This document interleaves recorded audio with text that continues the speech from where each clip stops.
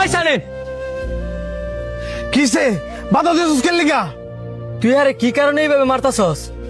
কি করছে? হ্যাঁ, আমার জীবনটা ধ্বংস করে লাইছে। হ্যাঁ তোর ধ্বংস করছে না, তোর বউ তোর ধ্বংস করছে। হ্যাঁ, যদি আমার বউরে না ফুসলাইতো, আমার বউ লোক যদি ফেম না করতো, তাহলে কি আমার বউয়ের লোক গেলে হইলে? মানলাম হ্যাঁ তোর বউ রে ফুসলাইছি, হ্যার জায়গা তো অন্য কেউ হইতে পারতো। হ্যাঁ আকার দোষ দিলে হইতো না, তোর বউরও দোষ আছে। তোর বউ যদি সম্মতি না দিত, হ্যাঁ যদি হাজারও ফুসলাইতো, তোর বউর দ্বারের কাছে যাইতে পারতো না। দেখ বন্ধু, একটা মেয়ে যদি চায়, খুব সহজে 10টা পুরুষের কাছে যাইতে পারে।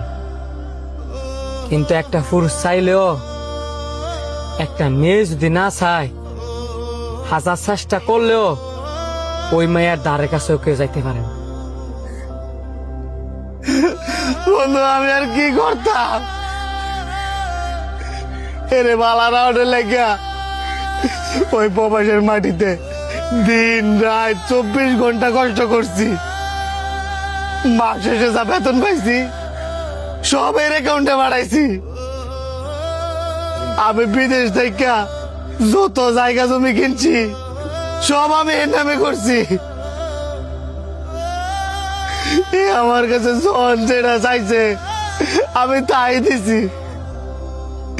এত কিছু করার পরেও এ আমার বিশ্বাসটারে ভাঙ্গিয়া আমার সব কিছু লইয়া এর লোকে বাইকে বসে। এমন আর কান্দাগাড়ি করে লাভ কি? দোষ তো তোরই। আর বিশ্বাসের কথা কস, তোর বাপ মাও তো তোরে বিশ্বাস করছিল।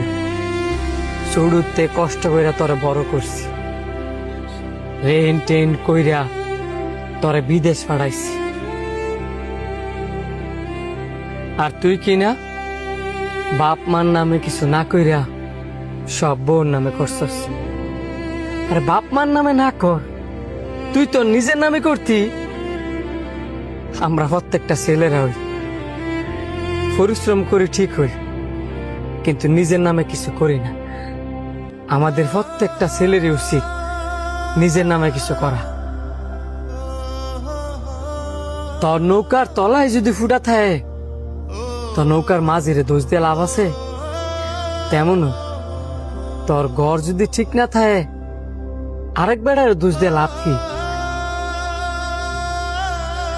শোনো, তোমার একটা কথা কই, যেই মাইয়া আমার বন্ধুর এত কিছু পাওয়ার পরেও আমার বন্ধুরে ফালাইয়া তোমার নাইতে পারছে, ওই মাইয়া যে তোমার ফালাইয়া অন্য বেড়ার লগে যাইতে পারতো না, তার কি গ্যারান্টি? আমারই বুঝতে ভুল হইছে। আমি আরেক বেটারে দোষ দিয়ে লাভ কি? যে থাক, নুন ভাত খাইয়া হইলেও থাকবে। আর যে যাওয়ার হ্যাঁ 1000 বিল একসাথে দিলেও হয় যাবে।